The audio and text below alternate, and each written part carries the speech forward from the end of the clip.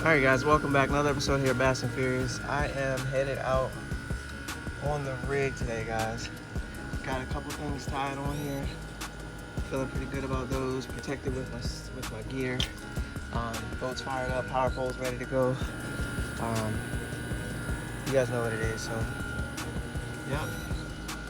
I feel like although anywhere you go, it's going to be interesting to try to catch fish in these kind of conditions, with it being so hot, or with it being a heat advisory. When it comes to the river and that tidal fishing, you know, them fish gonna eat when that tide get to moving. Stay tuned, guys. It's about to go down. Headed out to a place called Little Falls. It's out here in Virginia. It's just a boat ramp, but it leads to the Rappahannock River. I'm gonna come out here. I've never put in at this ramp. Usually I always put in at Hicks, or I put in at City Docks. But today I'm actually at Little Falls, so seems pretty solid. Got the tractor in the water already.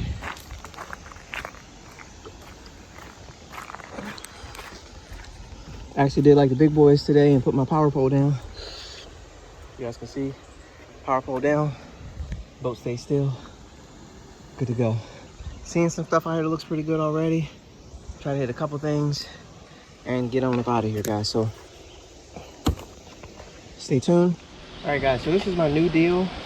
I don't know if you guys are familiar. I lose a lot of stuff on the river, some stuff when I go out.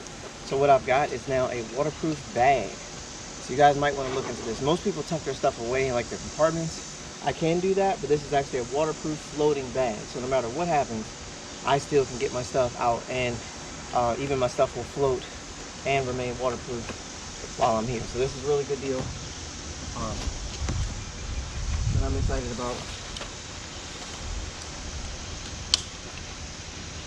Alright guys, so we're gonna fire up the motor, try to use some electronics today.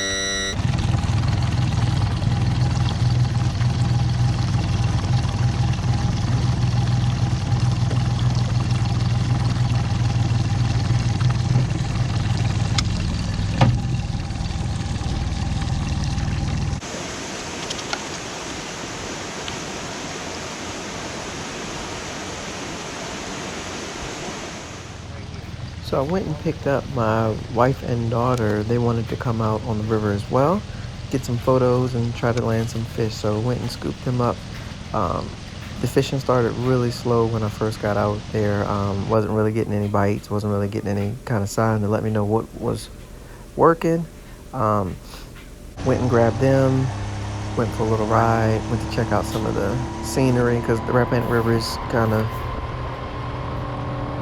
known for some really good views and whatnot. So we went and checked out a couple of things there, and then we got back into the fishing. So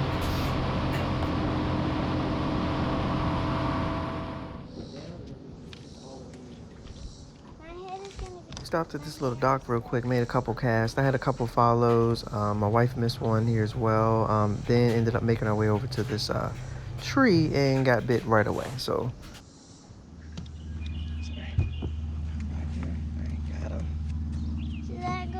not on pictures anymore. Ooh, quick. Back to the tree. Here you go, got him. Just let him go. They're fishy. If we had... What'd you say, Swiss? If it was a small tiny one, I would hold it. How small, tiny? No, like not even a pound.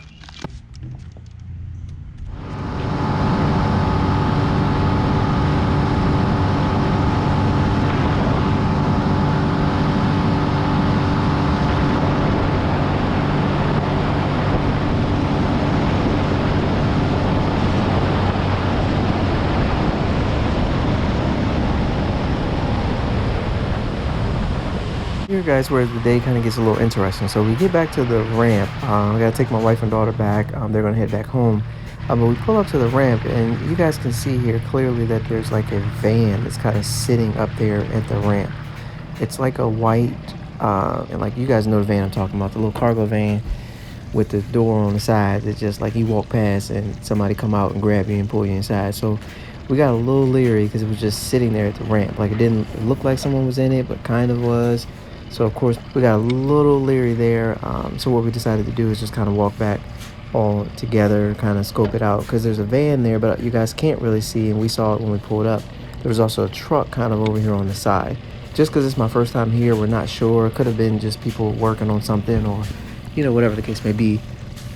But we weren't sure, didn't want to take any chances here, obviously. So we decided to just kind of all walk back together, make sure they got back together, make sure I got back to the boat. And as you guys can see, the van's kind of pulling out now. And we're like, okay, that's kind of weird. Like, why are you just like pulling away? One, you're not supposed to block the boat ramp anyway. So if there's a boat ramp, you're not supposed to pull up to the boat ramp and sit there with your vehicle. That's just poor boat ramp etiquette. If you work there, that's fine, but it should be something on the side of your truck that says Little Falls Boat Ramp employee, like something. But just to be in a van sitting up here, kind of creeper-ish deal, it just really didn't sit well. So just kind of made sure we all made it back to the ramp good, made sure everyone got to where they needed to get to, and the day continued on just fine. But got a little interesting there. Outside of fish catching, just safety. There's a lot of stuff going on, a lot of crazy people out there in the world, and didn't want to obviously take any chances here.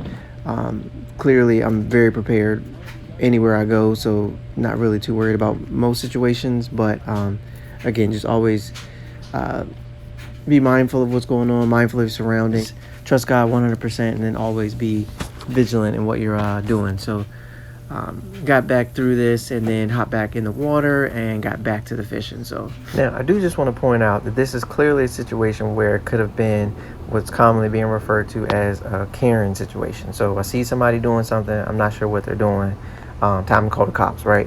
So here's the thing, I didn't know what that guy was up to. I don't want to assume that he's up to no good, but I also want to just prepare myself. Don't get me wrong, I took down his information, off his plates. I mean, I got all the stuff. I'm not gonna be that guy that gets a story and you hear about a story and there's something, and you were there and you could help kind of solve something and didn't actually partake. I'd be a Karen today and end up calling the cops on the guy that he might have just been enjoying the water. It was in the shade, relaxing, enjoying itself. So just want to kind of point out that real quick for you guys. So what I'm saying is, don't be a Karen. Ask some questions or just properly prepare yourself and move on. Don't be that guy that's calling the cops on people that's doing nothing.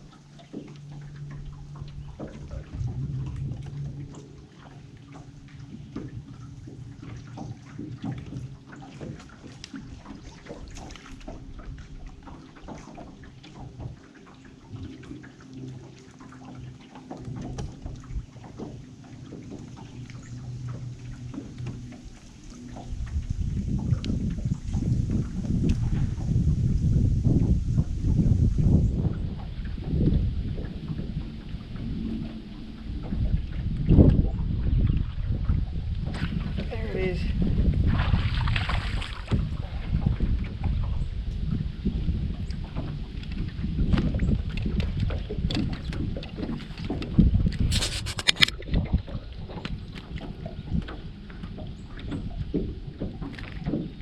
I had to work my way through that whole thing to find that one little fish, but found it.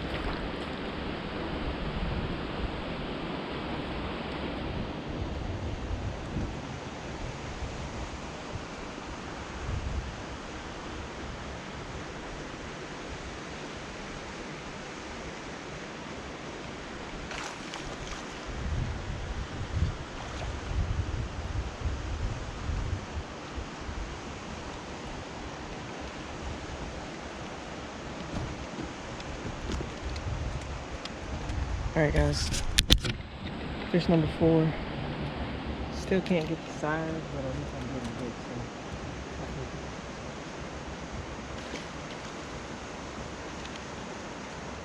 so Hey guys, just wrapping up today.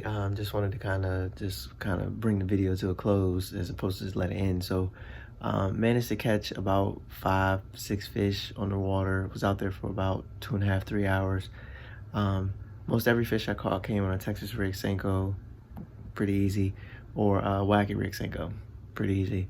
It was more so about where you placed it at than what, but also color played a role too, because I tried a couple different colors too. So had a good time. Like I said, one little weird incident there, but everything worked out fine. As you guys can see, I'm back at home rigging up for this Saturday's BFL, possibly a Wednesday night tournament, possibly a Thursday night tournament. Still not sure. Really depends on the weather and depends on how I feel. But as you guys can see, got the lure lock box ready to go, my tackle bag ready. Soft plastic bag ready, and then rods and reels all rigged up. So main thing I'm bringing up for is the BFL. The other two tournaments is going to be what they're going to be, but just want to make sure I got good line, good reel, everything ready for the BFL. And it's right now everything's dialed for the BFL.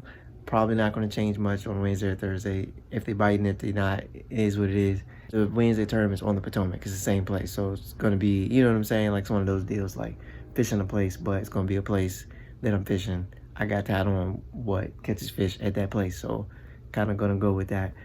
Thursday night might be on the Rappahannock, but again, I said wacky rig Senko, Texas rig Senko. I have a wacky rig Senko and Texas rig Senko. It's pretty much the same thing everywhere you go.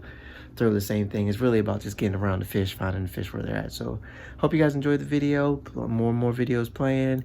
Thank you guys for your support. I really appreciate it. And be sure to leave a comment below on some videos you would like to see, some baits you're using. Just, love to hear from you guys always. So as always, my Bass and Furious friends, peace, peace. I'm out.